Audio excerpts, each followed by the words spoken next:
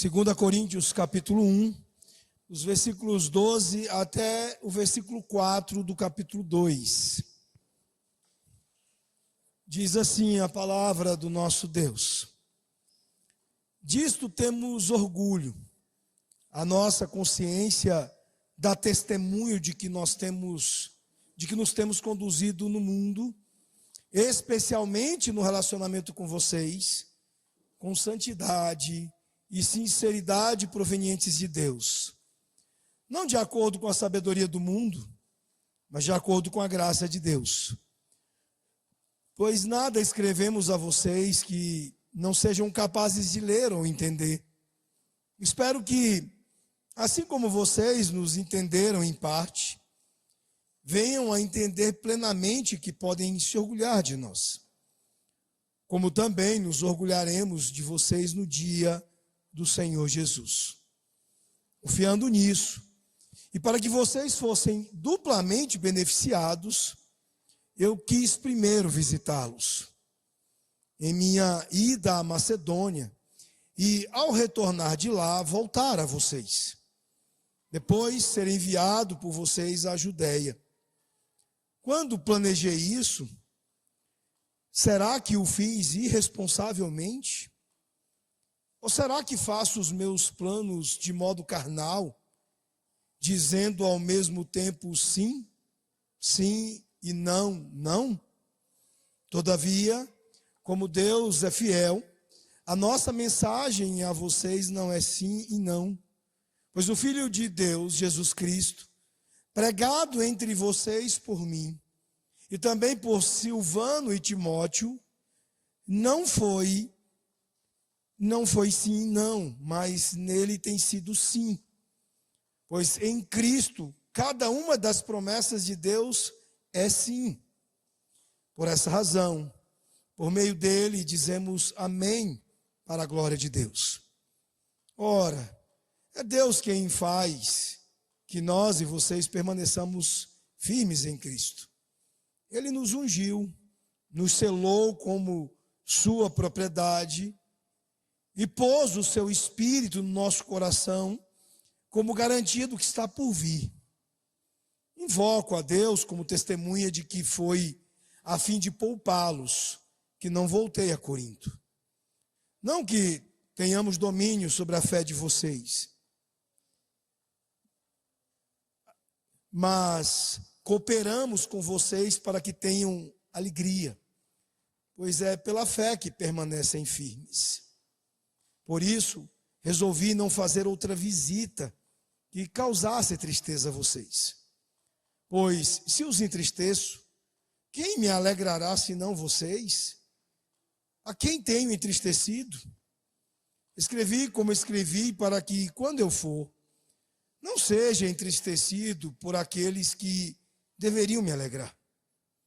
Estava confiante de que todos vocês compartilhariam da minha alegria, pois eu escrevi com grande aflição e angústia de coração e com muitas lágrimas, não para entristecê-los, mas para que soubessem como é profundo o meu amor por vocês.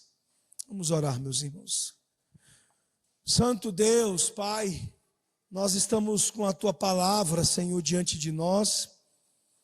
Ó Deus, e nós queremos avançar sobre ela em sua explicação, em aplicações, na exposição dela, ó Pai.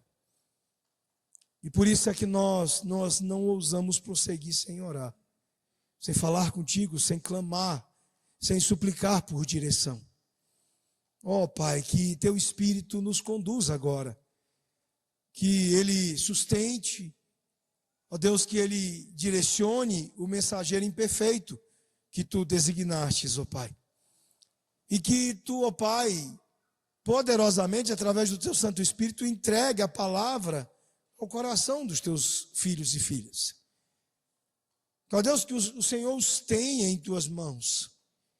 E que ao falar, através da Tua palavra, o Teu Espírito, ó Deus, entregá-la, ó Deus, que o Senhor os tenha em Suas mãos, ó Pai, em bom trabalho de fazer com que chegue ao coração deles aquilo que o Senhor planejou para cada um deles para esta noite.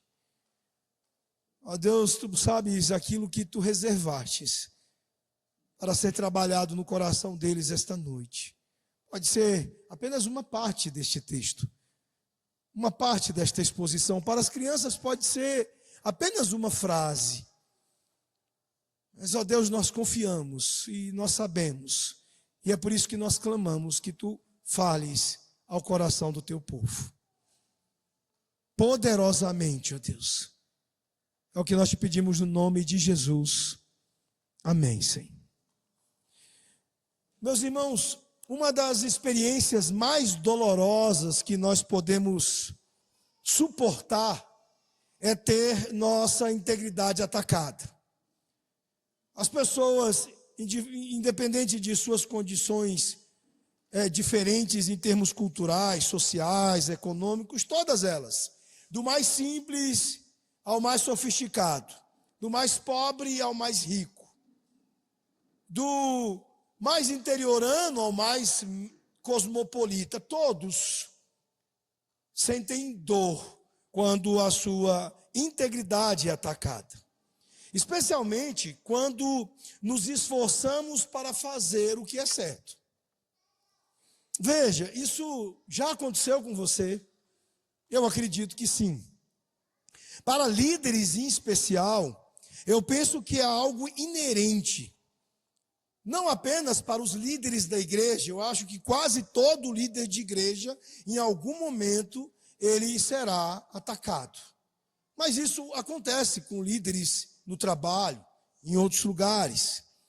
Veja, eu tenho amigos no mundo corporativo, eu tenho pessoas que trabalham com educação, professores, e todos eles semanalmente expõem esta mesma situação.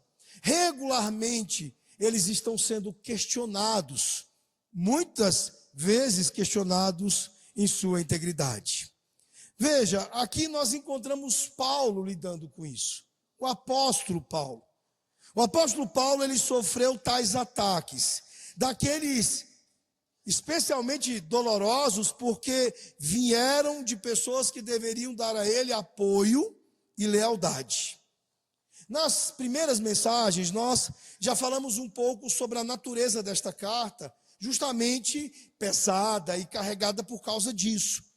É uma carta muito pessoal, uma carta emocionada. Nós temos aqui uma carta bastante, digamos, carregada das emoções do apóstolo.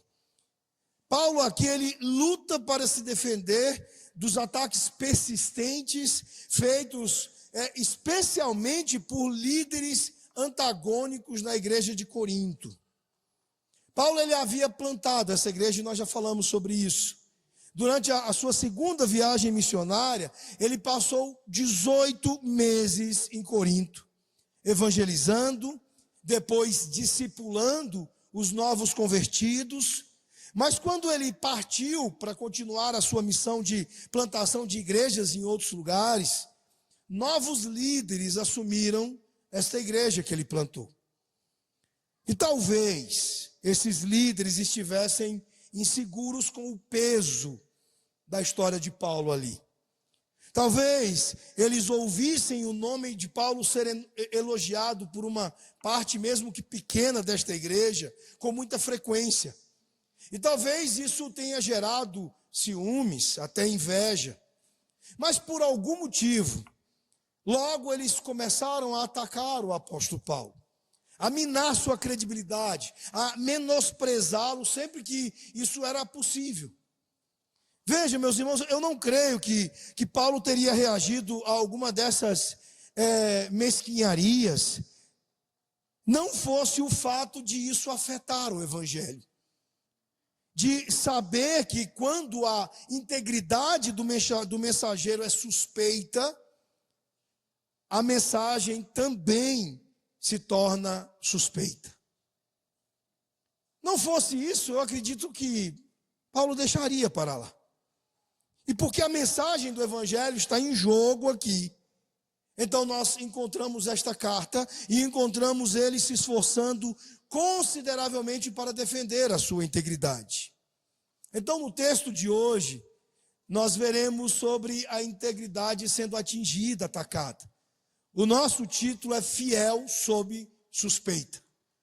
E veremos o primeiro de muitos ataques sofridos pelo apóstolo Paulo, mas especificamente iremos nos concentrar e falar sobre 4, e hoje falaremos do primeiro destes 4.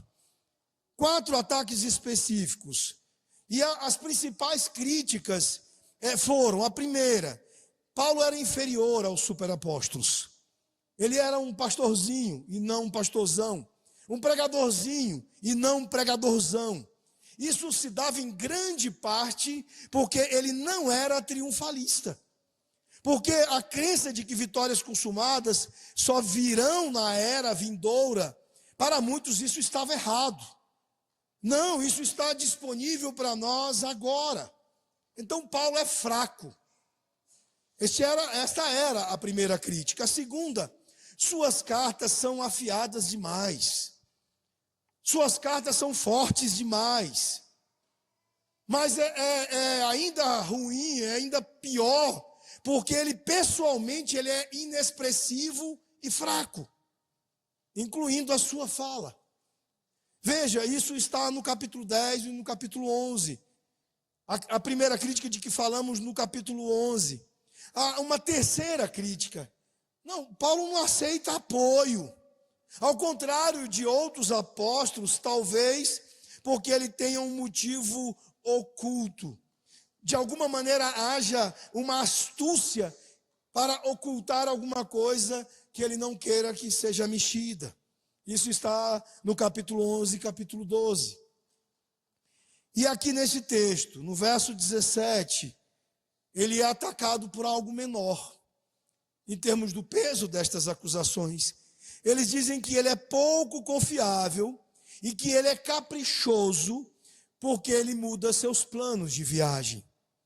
Meus irmãos, veja, o plano original de Paulo aqui mencionado, defendido por ele, foi dito por ele, mencionado por ele em 1 Coríntios capítulo 16, versículos 5 e 9. Veja o que diz lá no texto da série que nós tivemos anos atrás. Ele diz assim: eu vos visitarei depois de passar pela Macedônia, pois pretendo passar pela Macedônia e talvez eu fique convosco até mesmo passe o inverno, para que vocês possam me ajudar na minha viagem, aonde quer que eu vá. Pois não quero vê-los agora apenas de passagem.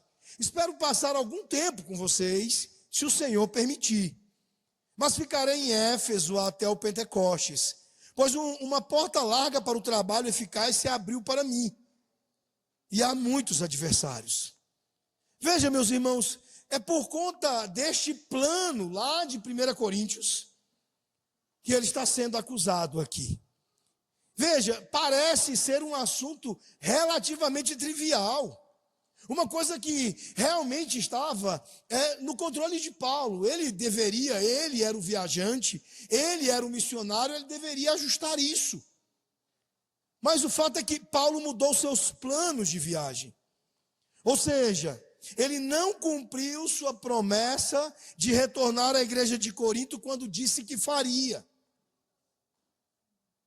E agora ele está ouvindo poucas e boas por causa disso. Isso se tornou um grande problema, porque por eles insistirem que Paulo não era o tipo de pessoa em quem se podia confiar. Vocês estão vendo? Estão vendo como é que é lá o pastor Paulo? Ele tem todo aquele problema lá que vocês sabem. A fala fraquinha, a pregação ruinzinha, mas umas cartas duras, difíceis.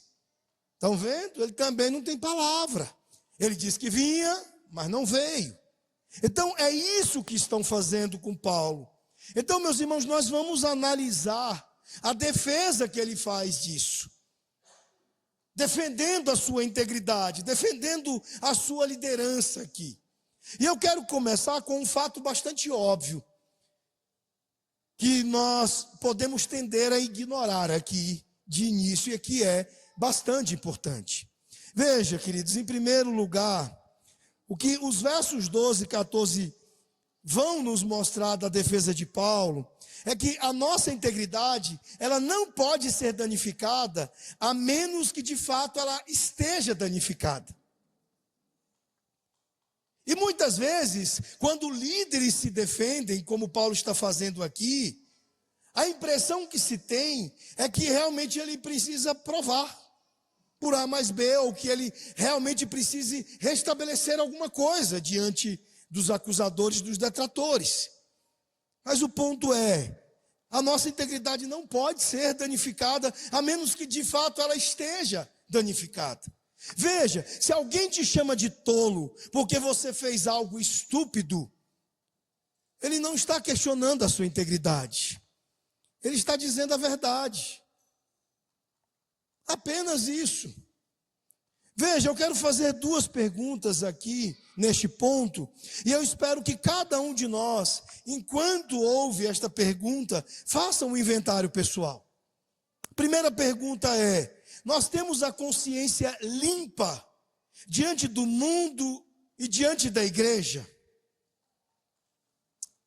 Pense nisso. Veja o verso 12, porque Paulo tinha a consciência limpa. Ele começa dizendo: posso afirmar com toda a segurança, tenho a consciência tranquila de que nos conduzimos no mundo, e especialmente em nosso relacionamento com vocês, em santidade e sinceridade que vem de Deus. E veja também, queridos, o que ele disse em 2 Timóteo, capítulo 1, versículo 3.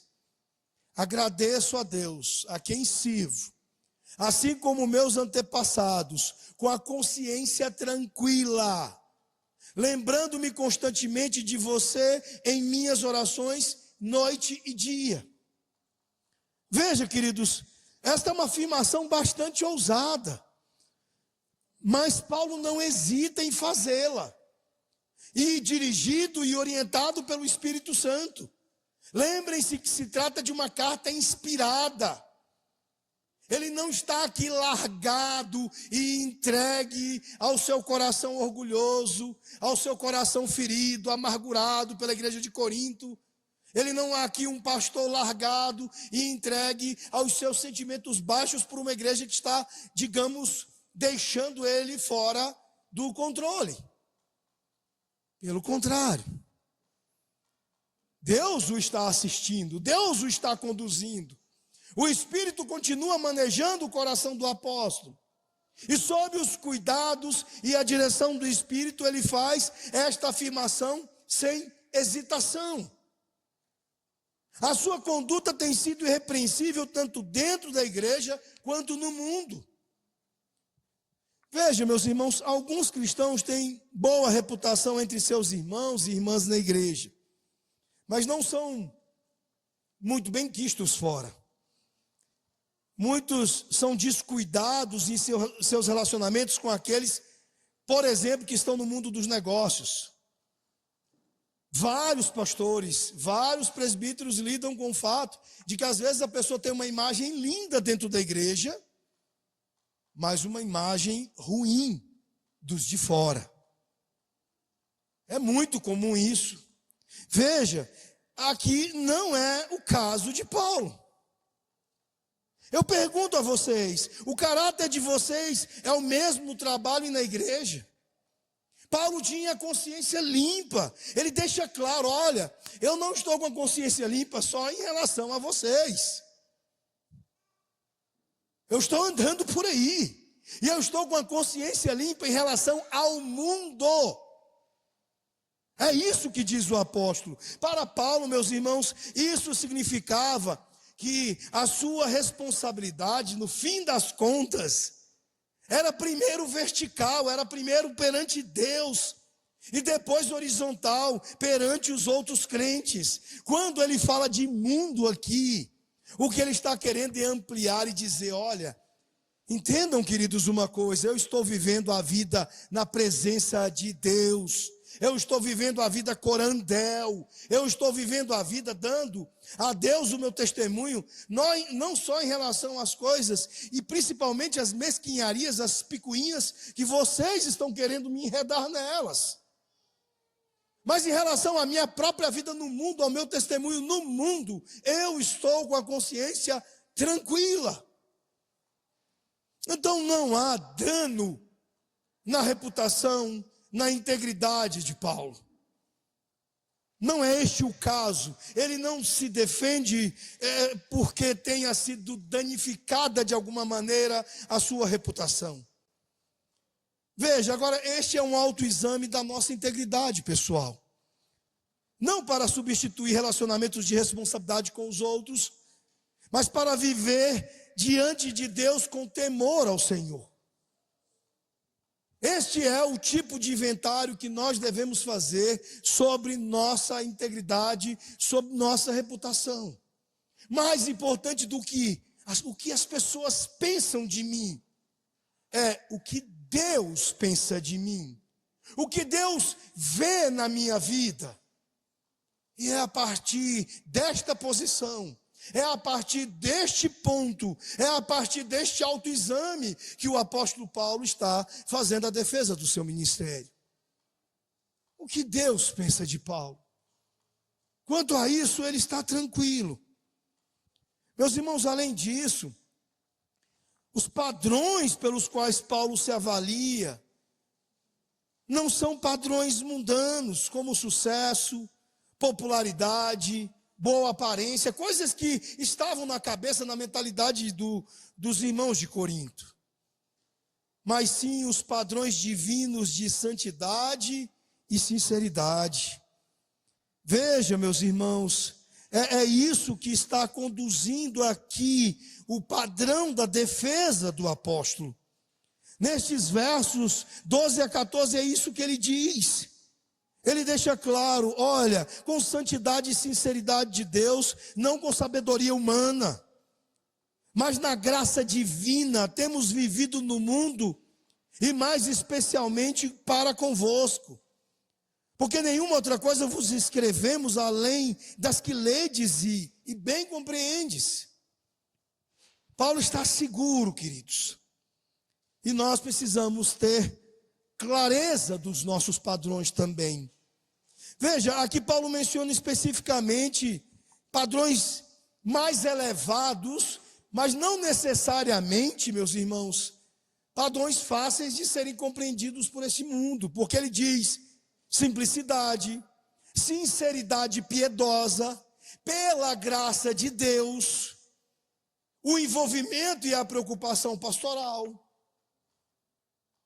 Estes são os padrões de Paulo. Quando ele cita a questão da sinceridade, ele está falando de hipocrisia, ele está falando daquilo que está ligado ao trabalho dos oleiros, que era a preocupação de fazer vasos sem cera, vasos que pareciam perfeitos, bonitos, mas se você tacar uma sopa quente dentro deles, eles rompem, eles vazam. Então aqui ele está afirmando dentre os seus padrões algo que está ligado aos oleiros honestos, que anunciavam seus produtos como sine cera, ou seja, sem cera. E é assim que nossas vidas devem ser também. O que você vê é o que é. E era assim com o apóstolo Paulo. Foi isso que Paulo afirmou de si mesmo e sobre os seus companheiros. Agora veja uma coisa, a afirmação de Paulo não era que ele estava à altura dos padrões divinos de santidade e sinceridade, porque se esforçava mais ou sabia mais do que qualquer outra pessoa. Nada disso passa nem perto aqui, porque ao contrário, na segunda parte do verso 12, ele deixa claro, não fizemos segundo a sabedoria humana, mas segundo a graça de Deus. Ou seja, a integridade ministerial dele era resultado da graça de Deus. Ou seja, em outras palavras, era obra do Espírito Santo em sua vida. Para se chegar ao ponto onde ele estava, era preciso o poder divino através dele, sobre a vida dele. Então, esta é a primeira pergunta. Agora, a segunda pergunta que eu quero que façamos é esta: somos claros e transparentes em nossas falas, em nossos discursos. Versículos 13 e 14. Veja o que ele diz: porque nenhuma outra coisa vos escrevemos, além das que ledes e bem compreendeis. E espero que o compreendereis de todo, como também já em parte nos compreendestes, que somos a vossa glória, como igualmente sois a nossa no dia de Jesus, nosso Senhor. Nestes versículos, Paulo faz outra afirmação. Quando ele se comunicava com os crentes de Corinto, ele era sempre claro, compreensível.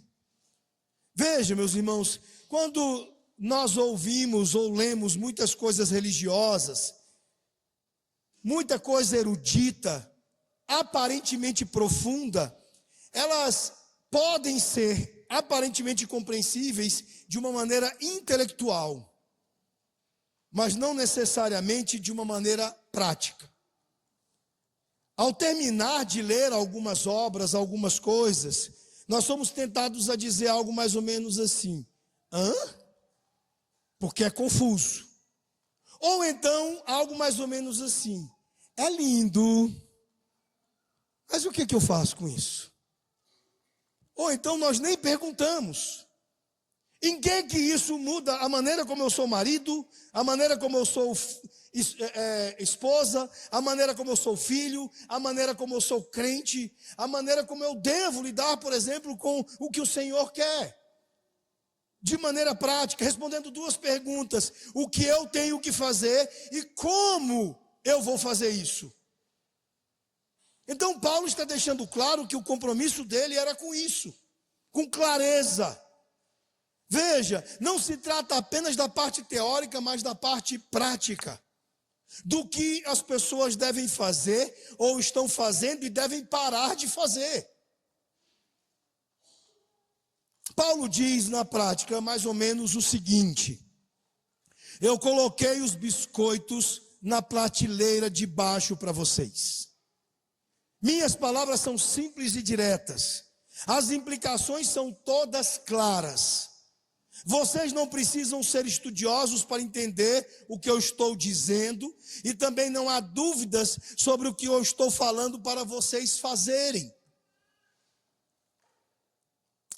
Meus irmãos, e por que esse era o objetivo de Paulo? Ele diz: para que confiem nele, para que o amem da mesma forma como ele confia e ama. Veja o verso 14: espero que assim como vocês nos entenderam em parte, vocês venham a compreender plenamente que podem se gloriar no que nós fazemos, em nós, assim como nós nos gloriaremos em vocês no dia do Senhor. O que Paulo está dizendo é que confiança é uma via de mão dupla, e envolve a honestidade e a clareza com que é necessária a comunicação do Evangelho. Não esconder nada. E aí eu pergunto para vocês: vocês se lembram de Jeremias? Vocês se lembram que enquanto Jeremias estava levando burdoada porque era sincero, dizia o que Deus mandou ele dizer, e ele dizia: olha, vocês estão doentes, vocês estão em pecado, vocês estão até a lama sobre o cabelo de vocês, e vocês serão julgados, e vocês vão se dar mal com Deus. E o que os falsos profetas diziam? Tá lindo, tá tudo muito lindo, tá ótimo, gente. Não, aquilo lá é um doido, aquele homem é um doido. Nós vamos dar um jeito nele, nós iremos prendê-lo, vamos calá-lo.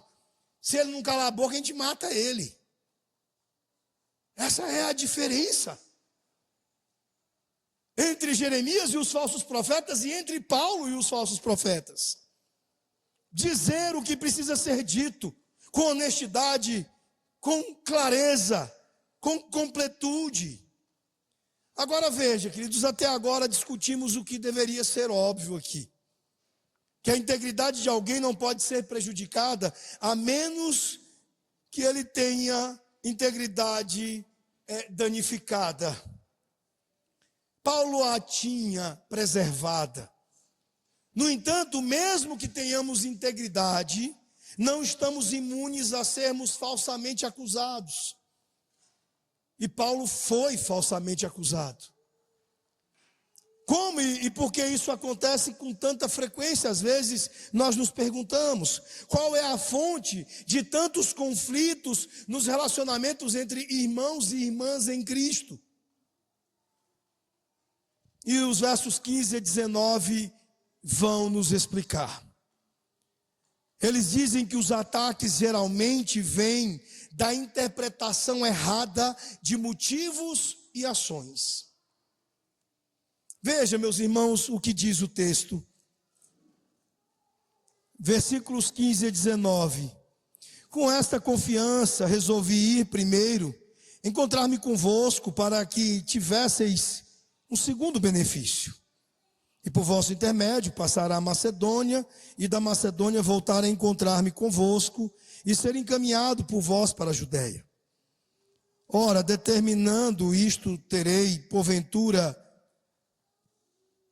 agido com leviandade? Ou ao deliberar, acaso delibero segundo a carne, de sorte que haja em mim simultaneamente o sim e o não? Antes, como Deus é fiel, a nossa palavra para convosco não é sim e não.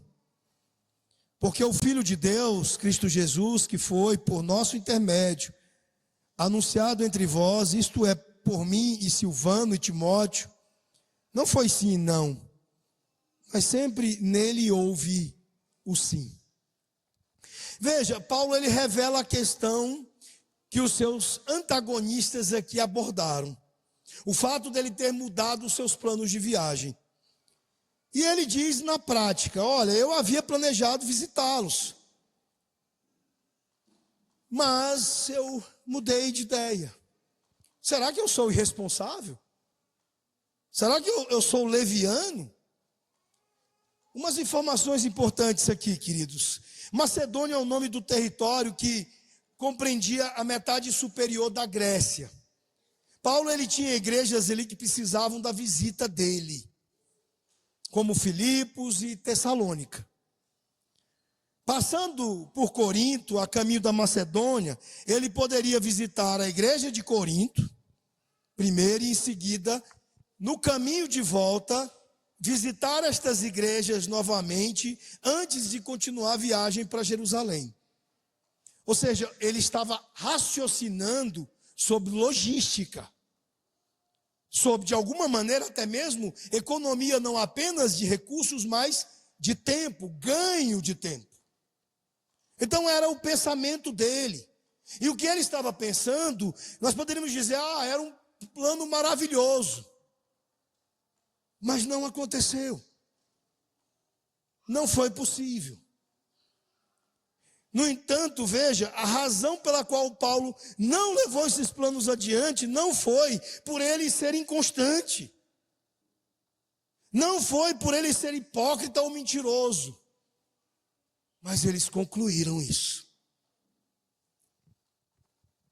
Veja, as necessidades, as prioridades, outras necessidades, outras prioridades surgiram.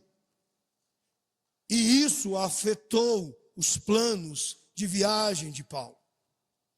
Porque isso o tempo todo, junto com outras coisas, como seus adversários intensamente contra ele, estavam ameaçando o tempo todo esses planos. Então não foi por causa do caráter de Paulo que houve esta mudança. Os detratores, eles fizeram suposições falsas aqui, sobre seus motivos para mudar seus planos de viagem. Eles presumiram que os motivos de Paulo para mudar a viagem eram sinistros, eram os piores possíveis, eram coisas que expunham um caráter ruim, uma pessoa sem confiança. Eles pensaram o pior de Paulo. Um pastor americano criou um termo interessante. Eu tenho o desejo de tornar esse termo popular, pelo menos entre nós e próximos daqui. O termo é assumicídio. Que é isso, pastor? Já não basta tantas palavras difíceis que nós temos por aí, vamos ter que aprender mais essa. Vale a pena. Assumicídio. Veja, qual é a ideia de assumicídio? Primeiro eu quero dizer uma coisa importante. As pessoas cometem assumicídio o tempo todo. Por isso que eu considero importante a gente usar essa palavra, aprender sobre ela e quem sabe torná-la algo inserida no dicionário. Veja, eu vou definir para você dizendo o que assumicídio faz. De acordo com o pastor americano, o assumicídio leva à morte de relacionamentos através da assunção de motivos menos honrosos. Veja, fruto da propensão em desconfiar do outro. Vamos jogar mais um pouco sobre isso. Fruto da capacidade que nós temos de pensar o pior do outro. Quando nos ofendemos ou nos magoamos, meus irmãos, imediatamente nós começamos a procurar evidências de mal que alguém tenha feito ou de alguém que nos tenha feito mal. O fato é que nós, costumeiramente, sempre que nos magoamos ou nos ofendemos, imaginamos que o problema está no outro e que este problema é o pior problema. Sempre pensamos o pior. Deixe fazer uma pergunta aqui. Quantas vezes nós machucamos alguém de propósito? Quantas vezes eu e você saímos por aí admitindo e falando, não, eu machuquei fulano de propósito. Não, eu falei determinada coisa de tal jeito porque eu queria deixar fulano mal. Eu queria acabar com o dia dele. Aliás, não, eu queria acabar com a semana dele. Não, eu queria acabar com o mês dele. Talvez até com a vida dele. Não é assim, queridos. Veja, a resposta que nós costumamos dizer é que nós, pelo menos nós, não machucamos as pessoas de propósito quando as ofendemos, as magoamos. Alguns vão dizer nunca, quase nunca. Então veja, eu quero perguntar diante deste ponto o seguinte: por que possuímos então tão prontamente a postura de que sempre alguém nos machuca de propósito? Sempre que alguém nos deixa ofendidos é de propósito. É isso que Paulo está aqui lidando, queridos. É com isso que ele está tratando aqui. Veja, eu acredito que existam pouquíssimas pessoas que realmente se propõem a falar deliberadamente, intencionalmente coisas para machucar as outras. Eu sei que existem pessoas perversas, completamente más neste mundo, e que quase tudo que fazem é para ferir os outros. Mas a maioria das coisas podres que são feitas são resultado não de intencionalidade, de planejamento, mas de insensibilidade, egocentrismo, ignorância, desconhecimento. Conselheiros bíblicos costumam dizer sobre os homens algumas coisas interessantes. Por exemplo, eles dizem que o maior defeito da maioria dos homens no casamento não é egoísmo e agressividade, mas falta de noção. Os homens, eles naturalmente são desinformados e de pouca competência com sensibilidade. É o que dizem os conselheiros bíblicos. Normalmente o treinamento é para os deixar mais sensíveis, os deixar menos ignorantes, os deixar menos egocêntricos. Mas eles não são, na sua maioria destas análises, desses estudos, pessoas agressivas, por exemplo. Veja, meus irmãos, se é verdade que nunca ou quase nunca pretendemos machucar outras pessoas, por que presumimos imediatamente que alguém está fazendo isso conosco? Não faz sentido. Por que nós não perguntamos primeiro o seguinte: o que será que está acontecendo na vida dessa pessoa que a levou a se comportar dessa maneira? O que será que eu não sei, que eu desconheço, que possa explicar esta decisão dessa pessoa?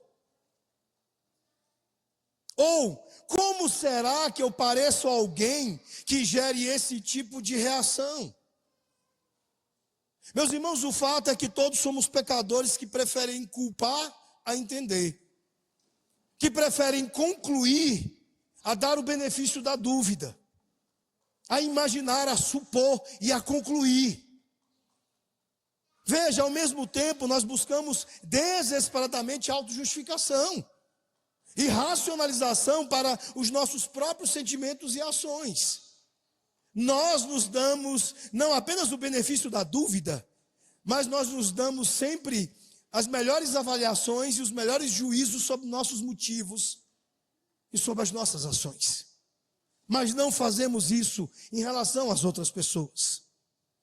E é isso que Paulo está dizendo que foi feito com ele. E é por isso que ele está aqui tendo que se defender. E muitas vezes exatamente é isso que acontece com líderes de igreja ao longo da história em todos os lugares. Meus irmãos, você diz uma coisa e às vezes a pessoa não estava prestando atenção em nada do que você pregava. Mas uma palavra retirada de todo o contexto que ela não quis ouvir e não quis prestar atenção, ela vai usar isso para te atacar. Eu já contei aqui uma piada, uma história de um pregador de Goiânia que veio para a segunda. Aí tinha um irmão dormindo lá, e aí ele cita o nome bíblico, fulano, e o fulano acorda, o quê? No meio do culto. Sentado lá no coral, o quê? E aí eu imagino, ele deve ter chegado, você viu que o pastor estava lá? Falando meu nome, dando indireta. Aquilo era indireta para mim. Ele falou meu nome. Dormindo. É isso que acontece muitas vezes. E Paulo está explicando isso. Agora veja, nos versos 20 a 23, o que ele continua a sua defesa e diz aqui, queridos. Versos 20 a 23. Porque quantas são as promessas de Deus, tantas tem nele o sim. Porquanto também por ele é o amém para a glória de Deus, por nosso intermédio. Mas aquele que nos confirma convosco em Cristo e nos ungiu é Deus, que também nos selou e nos deu o penhor do Espírito em nosso coração. Eu, porém, por minha vida, tomo a Deus por testemunha de que, para vos poupar, não tornei ainda a Corinto. Em sua defesa, Paulo afirma aqui que agiu com abertura, com transparência. O que Paulo está fazendo aqui, meus irmãos, é abrindo o seu coração, é mostrando o seu processo de pensamento sobre o porquê ele, Paulo, está de consciência tranquila, porque ele, Paulo, entende que agiu com integridade. E a base da integridade de Paulo não está nele, mas no caráter de Deus, que ele está sim preocupado em agradar e ser fiel. E na fidelidade que o Senhor tem às suas promessas, e obviamente que a manutenção do ministério precisa ser nesses termos. Em outras palavras, o evangelho de Cristo que ele pregava era a base de Paulo em tudo, em todas as suas decisões. Ser aberto e transparente como líder é um processo certamente de vulnerabilidade. Mas essa abertura foi a forma amorosa, porque Paulo aqui, ele reafirmou a sua liderança. Veja, queridos, o que ele diz à frente no capítulo 6, versículos 11 a 13. Nós falamos abertamente com vocês, coríntios. O nosso coração está aberto. Vocês não são restringidos por nós, mas são restringidos em suas próprias afeições. Em troca, falo como a filhos, alarguem também os seus corações. Mas claro, impossível, e eu vou deixar as maiores explicações e detalhamentos para quando chegarmos ao capítulo 6. E finalmente, meus irmãos, no restante do texto ele deixa claro o motivo e o propósito final. Paulo conduziu a sua vida, Paulo conduziu o seu ministério, inclusive a decisão de não ir a Corinto, buscando o melhor dos outros no amor. Essa era a motivação e o propósito final das suas decisões. Ele finalmente revela, veja, no versículo 24 até o versículo 4. Não que tenhamos domínio sobre a vossa fé, mas porque somos cooperadores de vossa alegria, porquanto pela fé já estáis firmados. Isto deliberei por mim mesmo, não voltar a encontrar-me convosco em tristeza. Porque se eu vos entristeço, quem me alegrará? Senão aquele que está entristecido por mim mesmo. E isto escrevi para que quando for, não tenha tristeza da parte daqueles que deveriam alegrar-me, confiando em todos vós de que a minha alegria também é a vossa. Porque no meio de muitos sofrimentos e angústias de coração vos escrevi, com muitas lágrimas, não para que ficasseis entristecidos, mas para que conhecesseis o amor que vos consagro em grande medida. Ou seja, a correção deles. Meus irmãos, Paulo, finalmente ele revela aqui o motivo pelo qual ele não voltou e visitou a igreja de Corinto novamente. Era para poupá-los, e a pergunta é: poupá-los de quê? De sua disciplina apostólica, do conflito que poderia prejudicar o espírito entre eles, o relacionamento com Paulo. Em alguns momentos a situação se torna tão tensa, tão difícil, que o melhor que você faz é pausar as coisas, porque do contrário a corda vai arrebentar. Se você for insistir, tem uma historinha que vocês devem ouvir com alguma frequência: deixa ele lamber as feridas. Em outras palavras, é isso que Paulo fez, deixou-os lamber as suas feridas, porque se ele tivesse pressa aqui, ele ia arrebentar a corda, porque Paulo não ia poder fazer o que eles queriam que fizesse. E saibam que eu também faço isso com vocês. Em alguns momentos, sabe por que o pastor Dilcilei está omisso, está distante, deixando vocês lamberem as feridas de vocês? Porque eu sei que se eu for naquele momento, vocês vão querer dizer para mim o que eu devo fazer, o que vocês querem, afirmar o que é certo, e isso não estará de acordo com a fidelidade ao Senhor. Eu teria que prevaricar muito, e teria que ir lá dizer: não, você está errado, mais uma vez. Você é imerso em tristeza. Como diz Paulo aqui, você é afundado. E eu dizendo para você repetidamente: está errado, se emende, se conserte. Então muitos pastores precisam fazer isso. Muitos pastores fazem isso. Muitos pastores nos ensinam a fazer isso. Dê um tempo. Deixa lamber as feridas. Espera a coisa baixar um pouco. Porque nós estamos lidando, queridos, como diz Paulo aqui, com coisas espirituais. O pastor não é Deus, não é o Espírito Santo. Ele não pode achar que a presença dele vai resolver tudo. E Paulo sabia que a presença dele não resolveria tudo. Ele precisava dar tempo ao Espírito para tratar o coração desses irmãos, depois do que leram que ele escreveu.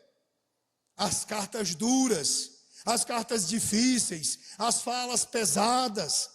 O Espírito precisava trabalhar sobre o coração deles nisso. E Paulo então decidiu não ir.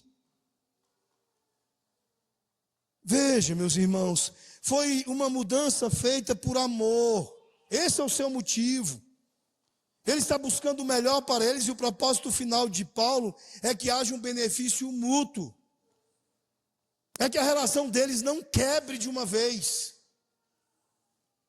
Concluindo, meus irmãos, eu quero que você pense sobre a última vez que a sua integridade foi desafiada. Talvez esteja acontecendo agora mesmo no seu trabalho. Talvez em casa ou na escola. Se o desafio for legítimo, veja, a resposta adequada é admiti-lo, confessar-se e pedir perdão. Se o desafio à sua integridade não for legítimo, Pergunte-se se é realmente tão importante. Porque algumas pessoas frequentemente nos dão um ótimo conselho. Né? Ou então, deixa para lá. Deixa para lá. Veja, se o desafio, a questão aqui, queridos, é que o desafio e a resposta a eles também falam muito sobre quem nós somos.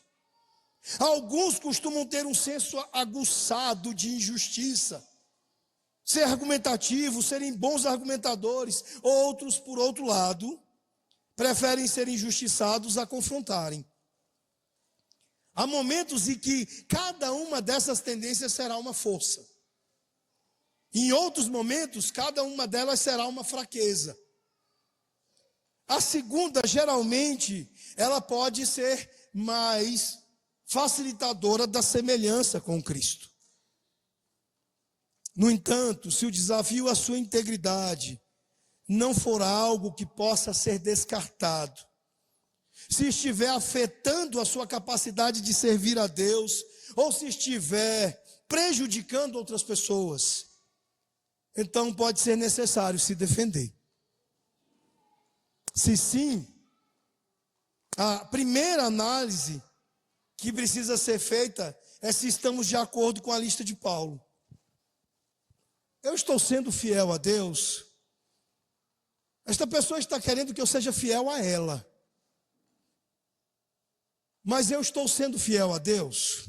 Em primeiro lugar, é isso que afirma a minha credibilidade, a minha confiabilidade? A autenticidade, porque de fato eu estou realmente sustentado, comprometido e sustentado pelo conjunto das coisas do Evangelho? A sensibilidade, a bom senso e, acima de tudo, a amor no que eu estou fazendo? Então você está pronto para defender a sua integridade. Meus irmãos, o amor, em outra passagem, que é 1 de Pedro, capítulo 4, verso 8, diz que ele cobre multidão de pecados. Ele também resolve uma multidão de conflitos na igreja. E ele revela uma coisa importante, porque está de acordo com o fato de que Deus quer a paz em sua igreja. Não amantes da paz, não negociadores de paz, mas promotores da paz do Senhor Deus. E em vez de crentes cometerem assumicídio, Deus gostaria que concedêssemos uns aos outros o benefício da dúvida, em vez de questionar a integridade uns dos outros. É assim que Deus nos instrui nesta noite. Eu espero que de fato possamos aprender muito e aplicar muito do que o apóstolo Paulo nos ensinou aqui na defesa do seu ministério. Que Deus os abençoe.